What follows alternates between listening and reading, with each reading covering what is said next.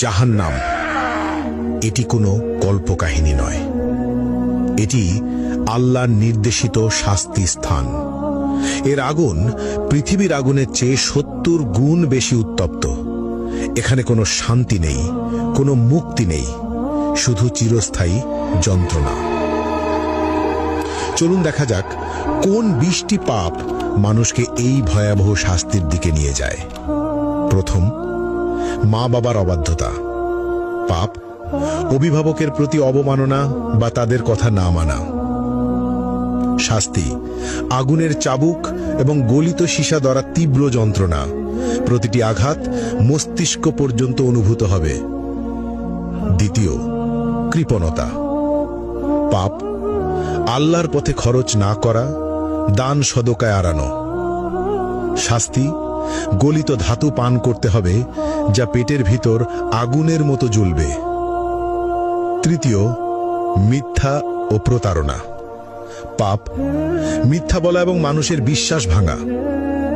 শাস্তি জিহ্বা বের করে লোহার শিক দিয়ে বারবার পোড়ানো এবং ছিঁড়ে ফেলা হবে।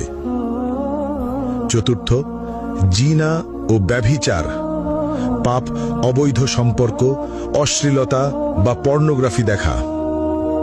শাস্তি জ্বলন্ত চুল্লিতে ফেলা হবে, উপরে উঠবে এবং নিচে পড়বে, বারবার যন্ত্রণা অনুভব করবে।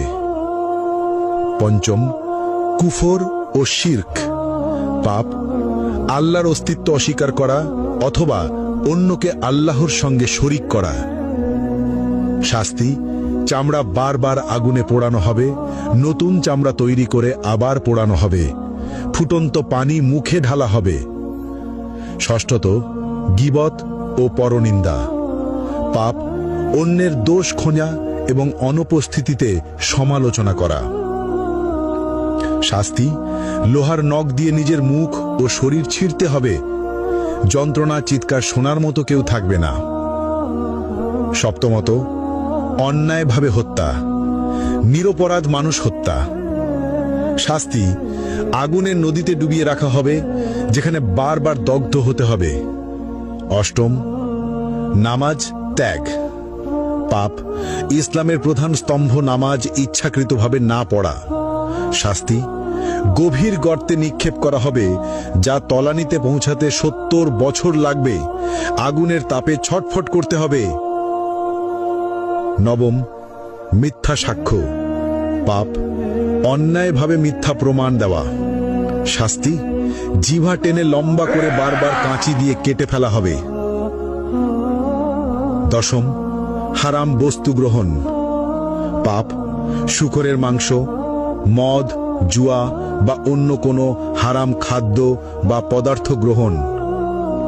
শাস্তি ঠোঁট কাঁচি দিয়ে কেটে ফেলা হবে, জিহ্বা ঝলসে যাবে। একাদশ, সুদ গ্রহণ। পাপ ইসলামে নিষিদ্ধ সুদ খাওয়া। শাস্তি পেট ভেতর আগুন, ফুটন্ত তেল পান করানো হবে, আগুনের সাপ দ্বারা দংশন। দ্বাদশ, গর্ব ও অহংকার। পাপ অহংকার করা, নিজেকে সর্বোচ্চ ভাবা। শাস্তি ক্ষুদ্র পিঁপড়ের মতো করা হবে, আগুনের পাহাড় তাদের উপর দিয়ে চলবে। ত্রয়োদশ, অন্যায়ভাবে সম্পদ গ্রহণ। পাপ চুরি, জালিয়াতি বা অন্যের সম্পদ দখল করা। শাস্তি আগুনের পোশাক পরানো, শরীরের ভিতর আগুন প্রবেশ করানো। চতুর্দশ, মা বাবার সঙ্গে দুর্ব্যবহার। পাপ অভিভাবকের প্রতি খারাপ আচরণ। শাস্তি আগুনে পোড়ানো হবে, আর্তনাদ শুনবে না কেউ। পঞ্চদশ, ঈর্ষা ও হিংসা করা। পাপ অন্যের প্রতি ঈর্ষা বা হিংসা করা। শাস্তি আগুনের লেজে আটকে রাখা হবে, বারবার দগ্ধ হতে হবে। ষষ্ঠত, অসৎ ব্যবসা বা প্রতারণা। পাপ মিথ্যা চালান, প্রতারণা বা অসৎ ব্যবসা করা। শাস্তি আগুনে পোড়ানো হবে, দগ্ধ অবস্থায় বারবার কেটে ফেলা হবে। সপ্তদশ, নেশা বা মাদক ব্যবহার ও প্ররোচনা। পাপ নিজের বা অন্যকে নেশা বা মাদক গ্রহণে প্ররোচিত করা। শাস্তি আগুনের চুল্লিতে ফেলা হবে, উপরে উঠবে, নিচে পড়বে, বারবার যন্ত্রণা অনুভব করবে। অষ্টদশ প্রতিশোধ ও বিদ্বেষ। পাপ অন্যকে ক্ষতি করার জন্য বিদ্বেষ বা প্রতিশোধ নেওয়া। শাস্তি আগুনের নদীতে ফেলে বারবার দগ্ধ করা হবে। ঊনবিংশ আল্লাহর সীমা অমান্য করা। পাপ আল্লাহর বিধি অমান্য বা হারাম কাজ করা।